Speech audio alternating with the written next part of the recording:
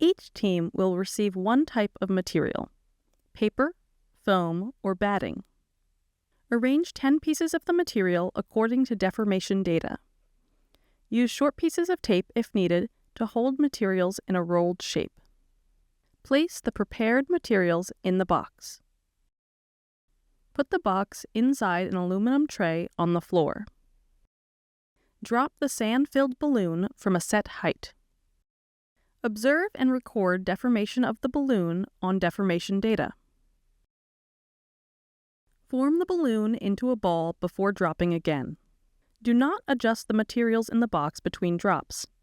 Instead, record the condition of the materials in the box after all drops are completed. Reuse materials when possible. For example, turn a layered sheet of craft foam into a roll, then turn the roll into a fold.